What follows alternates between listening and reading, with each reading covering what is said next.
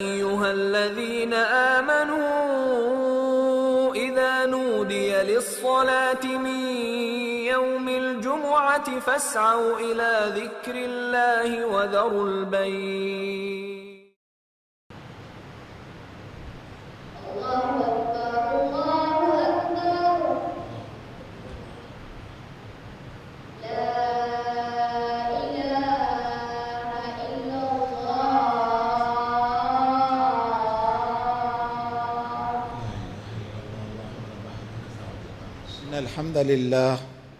الحمد لله نحمده ونستعينه ونستغفره ونؤمن به ونتوكل عليه ونعوذ بالله من شرور أنفسنا ومن سيئات أعمالنا من يهده الله فلا مضل له ومن يضلله فلا هادي له وأشهد أن لا إله إلا الله وحده لا شريك له وأشهد أن محمدًا عبده ورسوله.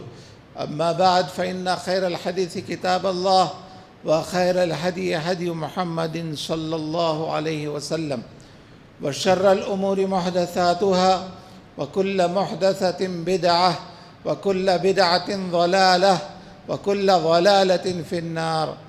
فأعوذ بالله السميع العليم من الشيطان الرجيم. بسم الله الرحمن الرحيم. لن ينال الله لحومها ولا دماؤها ولكن يناله التقوى منكم.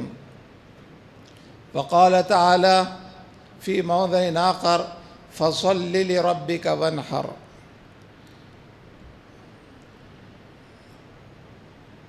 ضحى النبي صلى الله عليه وسلم كبشين أملحين أقرنين سمینین. ہر طرح کی بڑائی، بزرگی، برتری، حمد و ثنا اللہ وحدہ لا شریک کے لیے ہے. بے شمار صلاۃ و سلام ہوں سارے انبیاء اور رسول پر، سب سے زیادہ محمد رسول اللہ صلی اللہ علیہ وسلم اور آپ کے اہل بیت اطہار پر. اللہم صلی علی محمد وعلی آل محمد وبارک وسلم. حاضرین اکرام و خواتین اسلام، میں اور آپ جن مقدس ایام سے گزر رہے ہیں، ان ایام کو ذی الحجہ کے ایام کہا جاتا ہے. قمری کیلنڈر کے اعتبار سے ذی الحجہ سب سے آخری مہینہ ہے. ذی الحجہ مانے حج والا مہینہ، اور الحمدللہ آج سے حج کے اراکین شروع ہو چکے ہیں. حجاج اکرام حج کے مناسک ادا کرنے میں مصروف ہو گئے ہیں صبح سے ہی. ہم اللہ سے دعا کرتے ہیں کہ دنیا جہاں کا یہ سب سے بڑا مسلمانوں کا اجتماع، اللہ تعالیٰ سارے حجاج اکرام کو حج مقبول عطا فرمائے. آمین یا اللہ. اور حج کے یہ 5 دن پرامن طریقے سے گزر جائیں اور اللہ ہر ایک کو صحت اور سلامتی کے ساتھ رکھے. آمین. اور اس مہینے میں سب سے اہم جو چیز ہے وہ ہے 10 ذی الحجہ کو قربانی کا کرنا، جو پوری دنیا کے مسلمان کیا کرتے ہیں، جس کے بارے میں اللہ نے سورہ حج میں فرمایا لن ینال اللہ لحومها. یہ کروڑہ کی تعداد میں جو جانور اللہ کے نام پر ذبح کیے جاتے ہیں، لوگوں سن لو، قیامت تک آنے والے مسلمانوں یہ بات ذہن نشین کر لو، ان جانوروں میں سے کسی جانور کا نہ گوشت نہ خون، کوئی چیز اللہ تعالیٰ کو نہیں پہنچتی. اللہ تعالیٰ کو پہنچنے والی چیز اگر کوئی ہے وہ تمہارا اپنا تقوی ہے. وَلَٰكِنْ يَنَالُهُ التَّقْوَىٰ مِنْكُمْ. آپ ذرا غور کیجئے، اسلام کی جتنی بھی عبادتیں ہیں ان سب سے مقصد اور مطلوب ایک ہی چیز ہے، وہ ہے تقوی. نماز سے بھی مطلوب تقوی ہے، روزے سے بھی مطلوب تقوی ہے لعلکم تتقون، زکوٰۃ سے بھی مطلوب تقوی ہے، اور حج سے بھی مطلوب تقوی ہے. وَتَزَوَّدُوا فَإِنَّ خَيْرَ الزَّادِ التَّقْوَىٰ. حج عمرے کے احکام بتاتے ہوئے اللہ نے فرمایا لوگوں توشہ تیار کر لو، کیونکہ سب سے بہترین توشہ، بہترین زادِ راہ تقوی ہے. اللہ کے دربار میں قبول ہونے والی چیز کیا ہے؟ تمہارا اپنا تقوی ہے.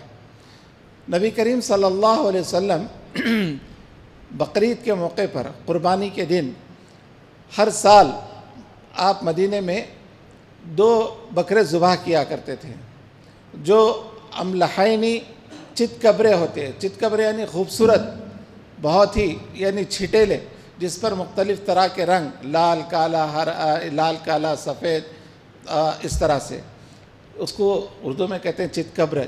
اور اسی طرح سے اقرنینی بڑے سنگ والے، اور اسی طرح سے موٹے فربا. تو 2 بکرے ذبح کیا کرتے، ایک بکرا اپنے اور سارے اپنے گھر والوں کی طرف سے، اور ایک بکرا اپنی امت کے نام سے. اس نبی رحمت پر لاکھوں سلام ہو، ہر وقت امت کا خیال، ہر وقت، سبحان اللہ. تو پیارے نبی صلی اللہ علیہ وسلم اپنی امت کے نام سے ہر سال جو ہے ایک بکرا ذبح کیا کرتے تھے. اور آپ ذرا غور کیجئے، حج کے موقع پر پیارے رسول صلی اللہ علیہ وسلم نے 100 اونٹوں کی قربانی کی. سبحان اللہ. وہاں امت کا ایک بڑا اجتماع تھا، جس میں سے کئی لوگ قربانی کرنے کے قابل نہیں تھے. پیارے رسول صلی اللہ علیہ وسلم نے ان سب کا لحاظ رکھتے ہوئے 63 اونٹوں کو اپنے ہاتھ سے نہر کیا، اور 37 جو بچ گئے تھے حضرت علی کو حکم دیا، اے علی تم ان کو ذبح کرو. تو معلوم یہ ہوا کہ اللہ تعالیٰ نے جس طرح سے ہم کو جو نعمت عطا کی ہیں، اسی حساب سے ہم بھی جو ہے کم سے کم ایک بکرا یا ایک بڑے جانور میں 7 حصے مل جائیں تو بہتر ہے. لیکن ہم لوگ قربانی کی فضیلت سنتے ہیں، اس کی اہمیت کو بھی جانتے ہیں. مسلمانوں کا ایک بڑا طبقہ آج بھی ہیلے بہانے کرتا ہے اور عذر لنگ کرتے ہوئے قربانی نہیں کرتا. اللہ کے نبی صلی اللہ علیہ وسلم نے وعید سنائی، من یجد ساعۃ فلم یضحی فلا یقربن مصلانا. جو مسلمان قربانی کرنے کی طاقت رکھے، اس کے باوجود بھی قربانی نہ کرے، ایسے مسلمان کو چاہیے کہ وہ ہماری عیدگاہ کے قریب بھی نہ آئے. عیدگاہ کے قریب کون نہیں آتا؟ کافر اور مشرک نہیں آتا، ایک مسلمان تو آتا ہے. تو معلوم یہ ہوا کہ قربانی کرنا کار ثواب ہے، بہت بڑے اجر و ثواب کا باعث ہے. اور قربانی نہیں کرنا اپنے آپ کو ایمان سے دور کر لینا ہے، اپنے آپ کو تقوی سے دور کر لینا ہے. تو نبی کریم صلی اللہ علیہ وسلم نے یعنی یہ فرمایا کہ لوگوں، اللہ تعالیٰ نے تم کو جو کچھ عطا کیا ہے اس میں سے قربانی کرو. اور خود اللہ کا بھی حکم ہے، فَصَلِّ لِرَبِّكَ وَانْحَرْ. اے نبی صلی اللہ علیہ وسلم پہلے آپ نماز پڑھیے اپنے رب کے لیے، وانحر، اور اسی کے لیے قربانی بھی کیجیے. تو معلوم یہ ہوا کہ قربانی یعنی ایک اہم اسلام کا جز ہے. اور صحابہ نے پوچھا، ما ہی الاضاحی یا رسول اللہ، اے اللہ کے رسول صلی اللہ علیہ وسلم یہ قربانیاں کیا ہیں؟ اتنے جو جانور ذبح ہوتے ہیں اس کا مطلب کیا ہے، مقصد کیا ہے، منشا کیا ہے؟ آپ صلی اللہ علیہ وسلم نے فرمایا، وہ سنت ابیکم ابراہیم، یہ اضاحی کیا ہے؟ تمہارے والد ابراہیم علیہ السلام کی سنت ہے، ان کا طریقہ ہے. اللہ اکبر. یہ سنت ابراہیمی ہے. اور خود اللہ نے فرمایا، فاتبعوا ملت ابراہیم حنیفا، ابراہیم علیہ السلام کے طریقے کو فالو کرو. ساری قیامت تک آنے والی امت مسلمہ کو اللہ نے یہ تعلیم دی، فاتبعوا ملت ابراہیم حنیفا، تم طریقہ ابراہیمی کو فالو کرو. وما کان من المشرکین، وہ مشرکوں میں سے نہیں ہے. معلوم یہ ہوا کہ جو مسلمان طریقہ سنت ابراہیمی کو فالو نہیں کرے گا وہ مشرک رہے گا، وہ مشرک رہے گا، کافر رہے گا. تو ایمان کا تقاضا یہ ہے کہ ہم طریقہ ابراہیمی کو اپنائیں اور اس پر عمل کریں. قربانی فخر کے لیے نہیں ہے، تکبر کے لیے نہیں ہے، اور آپسی فخر و مباحت کے لیے بھی نہیں ہے کہ ہمارے گھر میں 10 بکرے کٹے، 10 یا 5 بڑے جانور کٹے، ایسا نہیں. ہم اللہ کے لیے کر رہے ہیں، خاموشی سے یہ عمل کریں. اللہ نے فرمایا، وَأَطْعِمُوا الْبَائِسَ الْفَقِيرَ، تم بھی کھاؤ قربانی کا گوشت اور محتاجوں کو بھی دو، فقراء اور مساکین کو بھی دو. نبی کریم صلی اللہ علیہ وسلم جب مدینہ تشریف لائے تو آپ صلی اللہ علیہ وسلم نے صحابہ کو حکم دیا ابتدائی سالوں میں کہ لوگوں، کوئی تم میں سے 3 دن سے زیادہ قربانی کا گوشت نہ رکھے، 3 دن میں ختم کر دے. پھر جب صحابہ کے اندر فراخی آئی، مالی آسودگی آئی، تو آپ صلی اللہ علیہ وسلم نے فرمایا، کلوا وادخروا، اب تم کھاؤ بھی اور قربانی کا گوشت جمع کر کے رکھ بھی سکتے ہو۔ تو معلوم یہ ہوا کہ اگر جس سماج میں، جس معاشرے میں قربانی کم ہوتی ہو، فقراء اور مساکین کا طبقہ زیادہ ہو، وہاں زیادہ سے زیادہ گوشت کی تقسیم ہونی چاہیے۔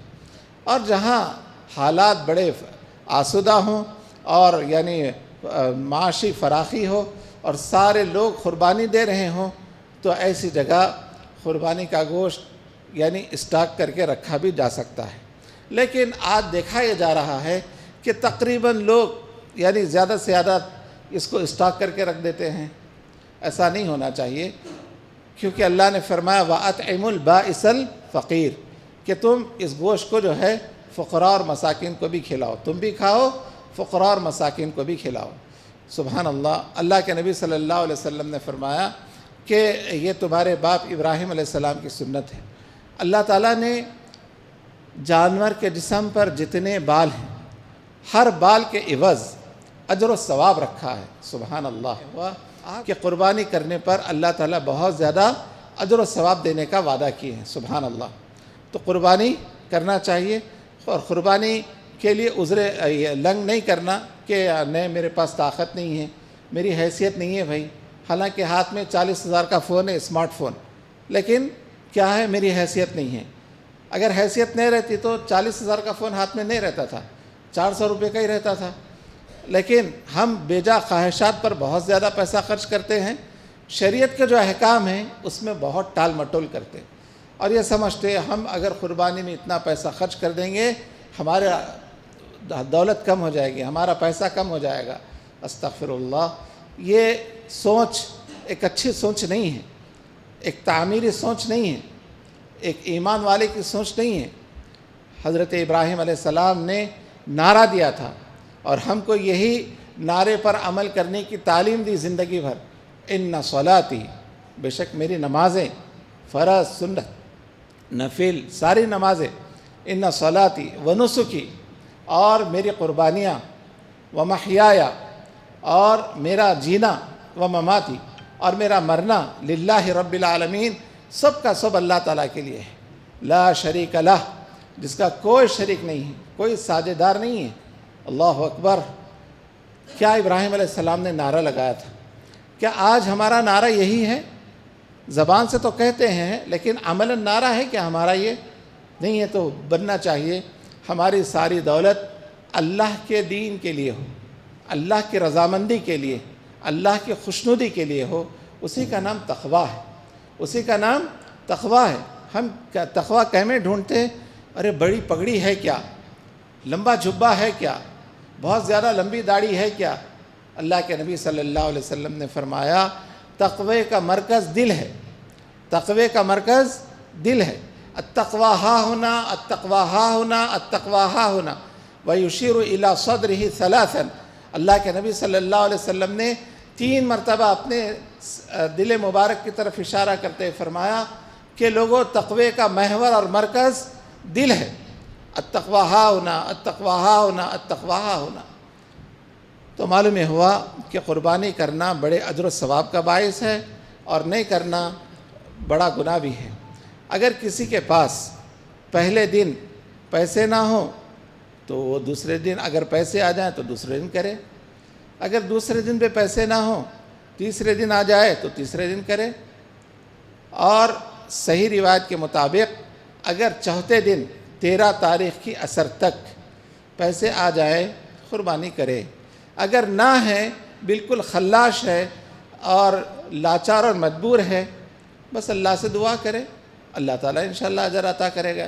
لیکن خالی عذر لنگ کرنا اور ہیلے بہانے کر کے قربانی سے دور رہنا ایک مسلمان کا شعار نہیں ہونا چاہیے۔ کئی لوگوں کو دیکھا گیا کہ شادی بیاہ کے موقع پر بے تحاشا پیسہ خرچ کرتے ہیں، لیکن جہاں پر شریعت میں پیسہ خرچ کرنے کا حکم دیا گیا وہاں پر ہیلے بہانے ڈھونڈتے ہیں۔ ایسا نہیں ہونا چاہیے۔ تو ابراہیم علیہ السلام نے کس طرح سے قربانی دی؟ اللہ اکبر، کوئی معمولی قربانی نہیں ہے، وہ بہت بڑی قربانی ہے، بہت بڑی قربانی۔ اللہ تعالیٰ نے حضرت ابراہیم علیہ السلام سے سب سے پہلے ان کی جان کی قربانی مانگی۔ اللہ اکبر، کیا بڑا جذبہ حضرت ابراہیم خلیل اللہ علیہ السلام کا انہوں نے اپنی جان دے دی اللہ کے راستے میں، اور ثابت کر کے بتا دیا جان دی ہوئی اسی کی تھی، حق تو یہ ہے کہ حق ادا نہ ہوا۔ اللہ اکبر۔ جو اللہ کی محبت میں چلا جاتا ہے اللہ اس سے کیسے محبت کرتا ہے۔ اللہ نے آگ کو حکم دیا، قلنا یا نار کونی بردم و سلاما علی ابراہیم، اے آگ تو ٹھنڈی ہو جا، ابراہیم میری محبت میں آیا ہے، اور جلانے کی طاقت اور قدرت میں نے رکھا ہے تیرے اندر، لہذا اس کو بجھانے کی طاقت بھی میرے اندر ہے، تو ٹھنڈی ہو جا۔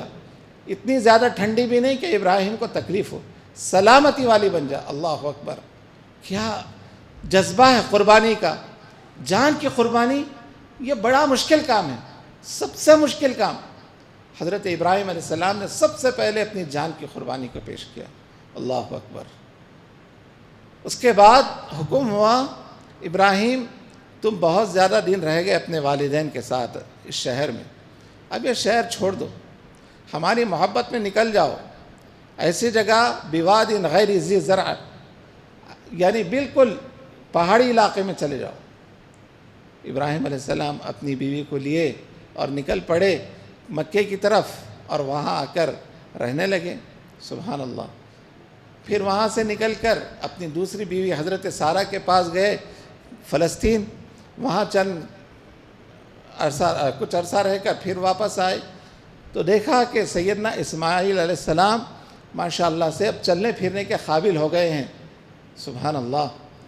کوئی معمولی بات نہیں، اللہ تعالیٰ نے بس خواب دکھایا، خواب، حکم نہیں آیا، جبرائیل کو حکم دے کر اللہ نے بھیجا نہیں، خواب دکھایا کہ ابراہیم علیہ السلام ہماری محبت میں ایسے ہیں کہ بس اپنے چہیتے لاڈلے اکلوتے بیٹے جو بڑھاپے کا سہارا ہے اس کو بھی ہمارے راستے میں قربان کرنے کے لیے تیار ہے۔ اللہ اکبر۔ سبحان اللہ۔ صبح ہوئی، سیدنا اسماعیل علیہ السلام سے کہا حضرت ابراہیم علیہ السلام نے، یا بنیا، اے میرے پیارے بیٹے، یا ابنی نہیں کہا، یا بنیا، کتنا پیار بھرا انداز ہے، دیکھیے، اے میرے چہیتے لاڈلے اور پیارے بیٹے، یا بنیا انی ارا فی المنام، میں نے خواب میں دیکھا ہے، انی اذبحک فانظر ماذا تری، کہ میں تجھے ذبح کر رہا ہوں، کیا خیال ہے تیرا؟ اللہ کے راستے میں ذبح ہونے تیار ہے؟ اللہ اکبر۔ اس وفادار اور رب سے محبت کرنے والے بیٹے کا جواب قرآن نے قیامت تک کے لیے نوٹ کر کے رکھ دیا اور کہا، یا ابت افعل ما تؤمر، ابا جان آپ پوچھ رہے ہیں، افعل ما تؤمر، کر گزر جائیے، ستجدنی انشاءاللہ من الصابرین، انشاءاللہ آپ مجھے صبر کرنے والوں میں سے پائیں گے۔ اللہ اکبر۔ یہ کوئی معمولی جواب نہیں تھا، بڑا مشکل، بڑا کٹھن جواب۔ سبحان اللہ۔ تو اللہ تعالیٰ نے حضرت اسماعیل علیہ السلام کی بھی تعریف کی۔ سورہ مریم کا مطالعہ کریے، معلوم ہوگا، وَاذْكُرْ فِي الْكِتَابِ إِسْمَاعِيلَ إِنَّهُ كَانَ صَادِقَ الْوَعْدِ وَكَانَ رَسُولًا نَبِيًّا وَكَانَ أَهْلَهُ بِالصَّلَاةِ وَالزَّكَاةِ وَكَانَ عِنْدَ رَبِّهِ مَرْضِيًّا۔ عِنْدَ رَبِّهِ مَرْضِيًّا کا ترجمہ اکثر مترجمین نے کیا، اسماعیل اپنے رب کا لاڈلا ہے، اسماعیل اپنے رب کا چہیتا ہے۔ اللہ اکبر۔ پسندیدہ لفظ آتا ہے لیکن لاڈلا ہے، چہیتا ہے، اس کا ترجمہ اردو میں کیا گیا۔ وَكَانَ عِنْدَ رَبِّهِ مَرْضِيًّا۔ سبحان اللہ۔ جو رب کے لیے حاضر ہو، کیا رب اس کو نہیں چاہے گا؟ بلا شبہ یقیناً اللہ اس کو چاہے گا۔ یا ابت افعل ما تؤمر، ابا جان کر گزر جائیے، ستجدنی انشاءاللہ من الصابرین، انشاءاللہ آپ مجھے صبر کرنے والوں میں سے پائیں گے۔ اللہ اکبر۔ آج کوئی باپ ہے جو کہ اپنے بیٹے کی گردن پر چھری چلانا چاہے؟ جانور پر چھری چلاتے ہوئے لوگ تھرا جاتے، کانپ جاتے، اور سلپ ہو جاتی کبھی چھری، ہاں، اور صحیح طور سے ذبح نہیں کرتے، ہمت نہیں ہوتی ذبح کرنے کی۔ لیکن ایک لوتا جو بڑھاپے کا سہارا ہے، اس بیٹے کے گردن پر چھری چلانا، اللہ اکبر۔ سبحان اللہ۔ کیا ابراہیم علیہ السلام کا عمل دیکھیے۔ فلما اسلما، جب باپ اور بیٹے دونوں ہمارے حکم کے تابع ہو گئے، اسلام لائے نہیں بلکہ تابع ہو گئے، وَتَلَّهُ لِلْجَبِينِ، اور بیٹے کو انہوں نے منہ کے بل لٹا دیا، वनादैनाहु अन या इब्राहीम, हमने आवाज़ दिया इब्राहिम, क़द सद्दक़्त अर्रुया, तूने अपने ख्वाब को सच कर दिखाया। अल्लाह अकबर। अल्लाह ताला ने आवाज़ दी, क़द सद्दक़्त अर्रुया, इब्राहिम तुमने अपने ख्वाब को सच कर दिखाया। और वहाँ से एक दुम्बा भागता हुआ आया, हज़रत इब्राहीम अलैहिस्सलाम के सामने ठहर गया। हज़रत इब्राहीम ने उस दुम्बे को ज़ुबह किया। आज अक्सर इस्लाम के ख़िलाफ़ इतराज़ करने वाले बड़े इतराज़ात करते हैं कि ये क्या है, लाखों करोड़ा जानवरों को ज़ुबह किया जाता है हर साल, ये जानवरों पर जुल्म नहीं है क्या, ये जानवरों पर जुल्म नहीं है क्या। जो एतराज़ करने वाली कौम है बड़ी जाहिल है, निरी जाहिल है। अल्लाह सुब्हानहू तआला ने जो अहकामात दिए इंसानियत के फ़ायदे के लिए दिए। आज कितने देहात में ऐसे लोग हैं जो साल भर अपने जानवरों की परवरिश करते हैं महज बकरीद में बेचने के लिए, और उनकी पूरी ज़िंदगी बकरीद में जो जानवर बेचते हैं उसी पर चलती है। पूरे साल भर की ज़िंदगी, जितने ये धंगर हैं और लंबाड़े हैं, उनकी साल भर की ज़िंदगी बकरीद में जो जानवर बेचते हैं उसी पर चलती है, उसी पर डिपेंड है। तो अंदाज़ा लगाइए कि कितना बड़ा फ़ायदा है कुर्बानी का।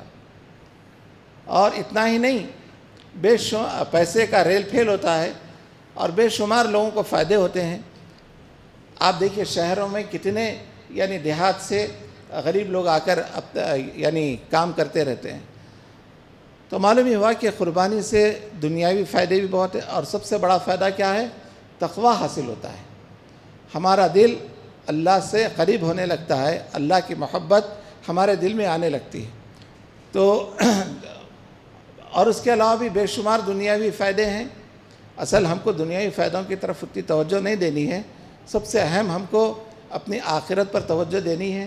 तो अल्लाह ताला ने जिस हिसाब से भी हमको यानी अता किया है कुर्बानी करने की ताकत, ज़रूर हम उस हिसाब से जो है जानवर ज़िबा करें।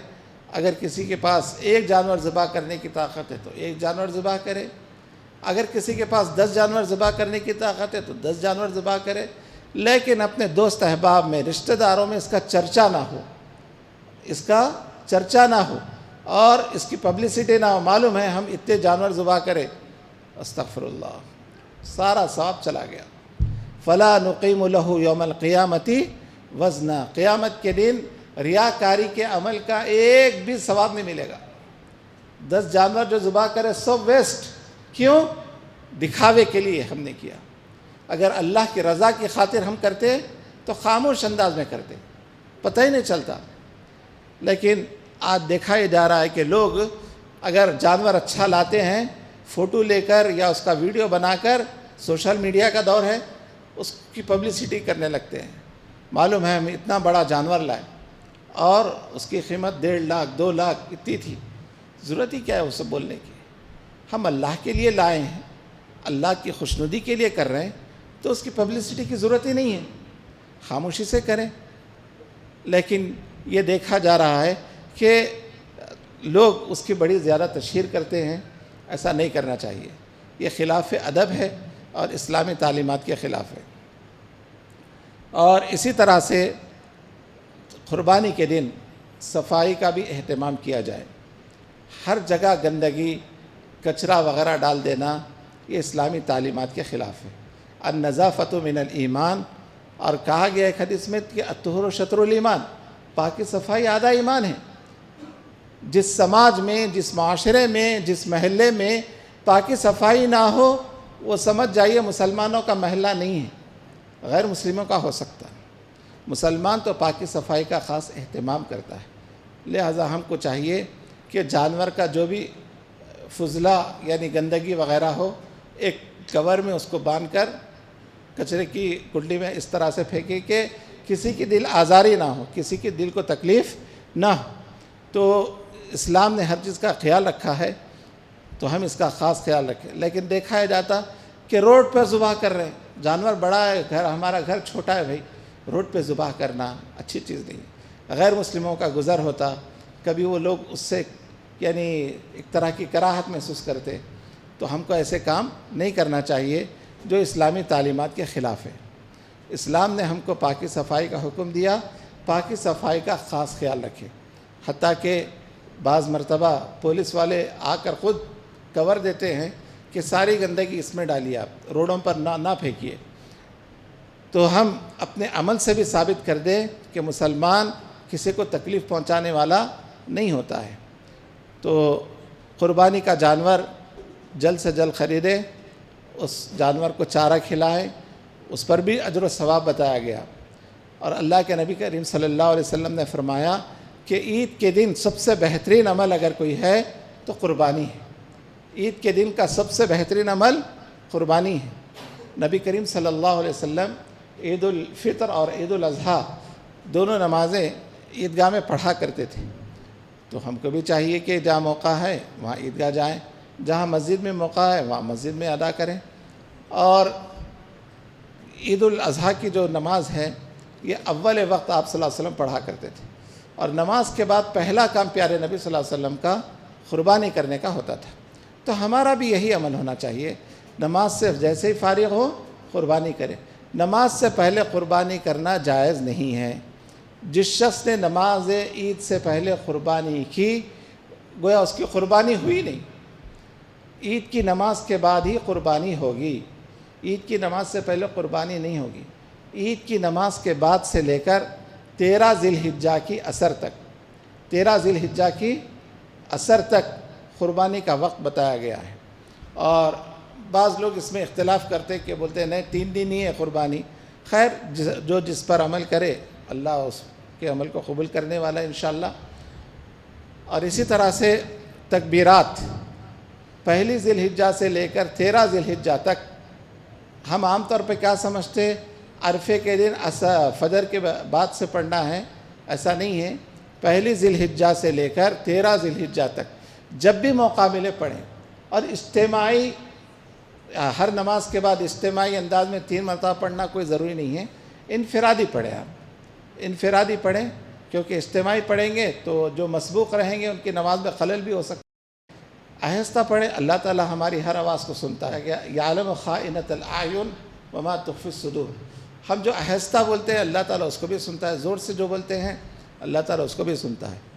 تو تکبیرات راستے میں چلتے ہوئے بھی پڑھیں، نماز کے لیے عید کی نماز کے لیے آئیں تکبیرات پڑھتے ہوئے آئیں، اور جب واپس جائیں تو تھوڑا سا راستہ بدل لیں، تکبیرات پڑھتے ہوئے جائیں۔ انشاءاللہ یہ راستے قیامت کے دن ہمارے حق میں گواہی دیں گے کہ اے اللہ تیرے اس بندے نے خوشی کے دن بھی تجھے بھولا نہیں بلکہ تجھے یاد رکھا اور تیری بڑائی کا اعلان کیا۔ کوئی معمولی بات نہیں ہے۔ اور ابراہیم علیہ السلام کی زندگی کا پورا خلاصہ وہ موحد تھے، پکے موحد تھے۔ آج توحید ہمارے پاس جیسے ہونی چاہیے نہیں ہے، ہم کو چاہیے کہ اپنی توحید کو مضبوط کریں، طریقہ ابراہیمی کو اپنائیں، سنت ابراہیمی کو بھی اپنائیں، اور اس کے بعد قربانی کے بعد ناخن بال وغیرہ نکال سکتے ہیں، جس طرح سے حجاج کرام کا عمل ہے اسی طرح سے۔ تو یہ کچھ باتیں رہی جو میں نے آپ کو بتا دیا۔ ایک اور اہم بات ہے وہ ہے صوم عرفہ، عرفے کا روزہ۔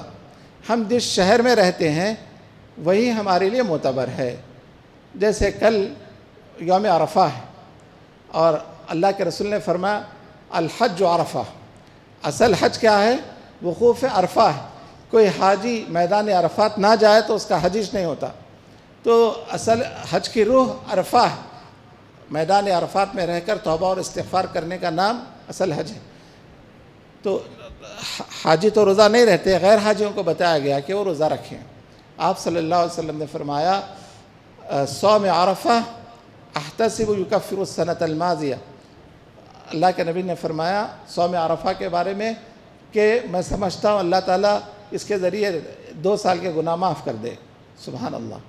تو ہم میں سے ہر ایک کو جو ہے صوم عرفہ رہنا چاہیے۔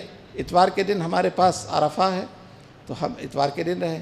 اگر اس میں بعض لوگ بہت زیادہ اختلاف کر رہے ہیں کہ نہیں بھائی وہاں کا عرفہ ہی اصل ہے، ٹھیک ہے، آپ کل بھی رہیے پرسوں بھی رہیے روزہ، کوئی حرج نہیں ہے انشاءاللہ۔